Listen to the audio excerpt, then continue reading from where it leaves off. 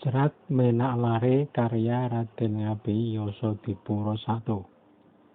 Episode ketiga.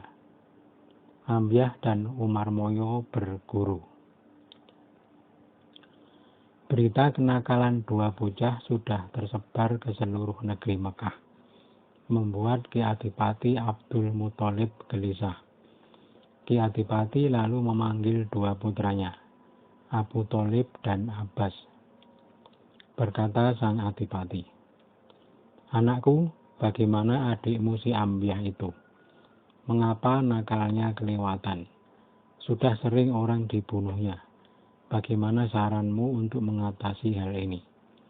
"Anakku, memang ada yang meramal adikmu kelak menjadi prajurit tangguh. Tapi aku tak menyangka di usia masih bocah sudah sekuat itu. Aku ingin kalian membawa adikmu kepada seorang guru untuk mengaji berbagai ilmu, agar kenakalannya berkurang."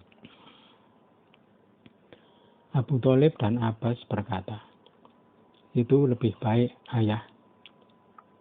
Raden Ambyah dan Umarmaya lalu dipanggil oleh sang ayah, lalu disuruh mengikuti Raden Abbas dan Abu Thalib. Yang dituju adalah rumah seorang pendeta yang mumpuni dalam berbagai pengetahuan. Abbas dan Abu Thalib menyerahkan kedua bocah itu kepada sang pendeta. "Yai, saya serahkan kedua bocah ini agar mengaji di sini. Keduanya sangat nakal dan sering berbuat ulah yang merepotkan banyak orang. Kalau dia belajar, semoga kenakalannya berkurang," kata Abbas dan Abu Thalib ketika menyerahkan kedua bocah. Sang pendeta menerimanya dengan senang hati. Kedua bocah lalu digabung bersama anak-anak yang lain. Berbagai ilmu diajarkan sang guru. Kedua bocah cerdas dan tanggap. Dalam waktu sebentar mereka sudah melebihi kawan-kawannya. Berbagai ilmu sudah mereka kuasai. Lama-lama Umarmaya bosan dan kumat sifat jahilnya. Umarmaya melihat ada pedagang kolak di pasar. Dia ingin sekali membelinya. Apa daya dia tidak dibekali uang. Ketika Umarmaya melihat baju sang guru dijemur, Umarmaya iseng mengambilnya dan menjualnya ke pasar. Dengan uang itu dia membeli kolak dan juadah. 1 gentong dia beli, sampai perutnya kekenyangan.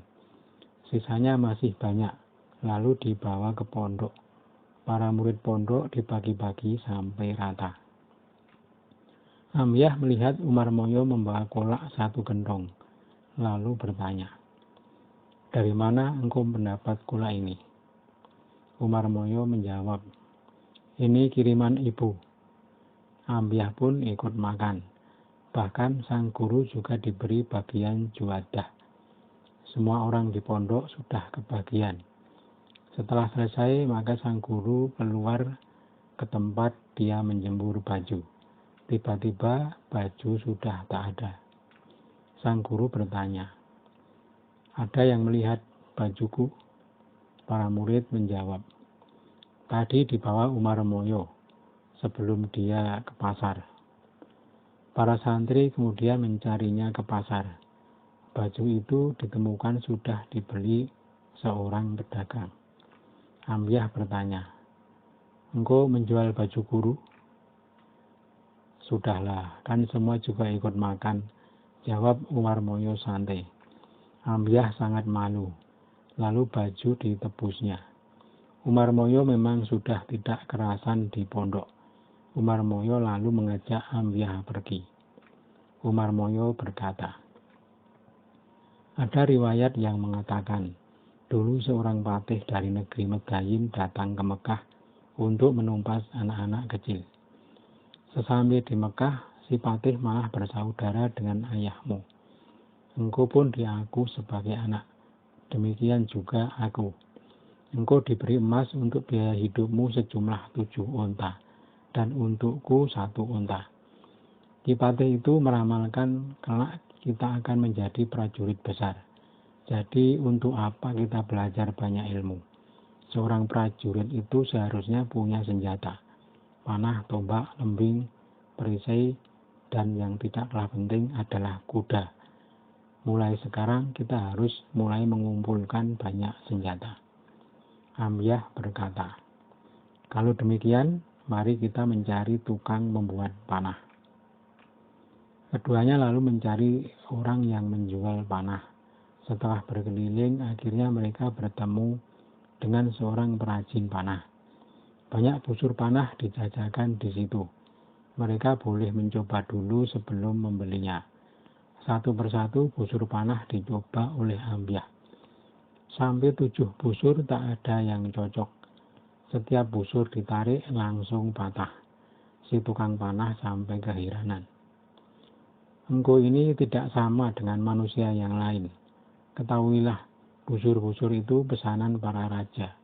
Kualitas bahannya bagus, tapi engkau dengan mudah mematahkannya. Bocah, kalau engkau kuat memakai busur panah simpananku yang bobotnya 800 kati, engkau tidak usah bayar. Engkau boleh membawanya pulang. Sudah turun-temurun busur panah itu ada pada kami. Tak satu pun orang mampu menggunakannya.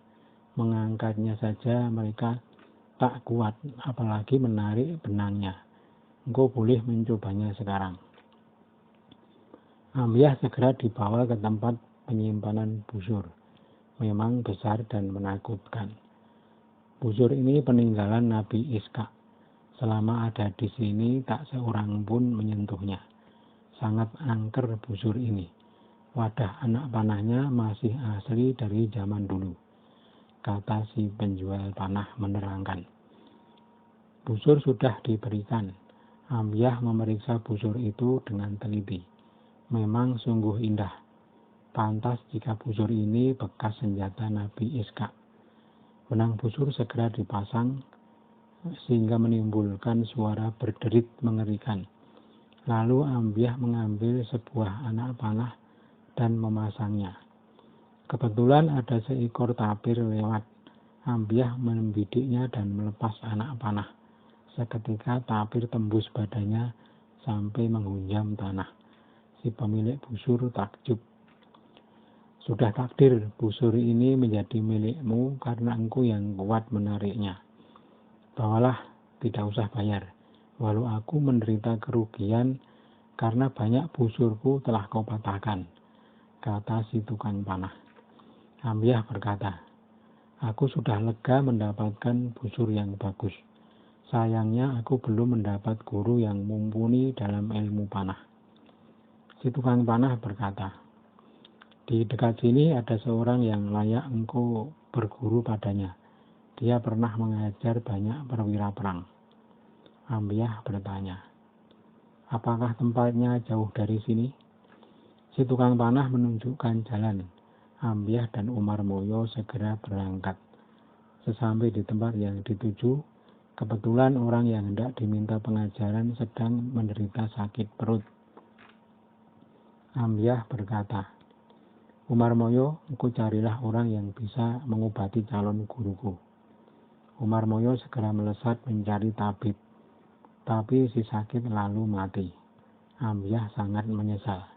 Karena bingung, Ambyah berjalan sampai ke tepi hutan.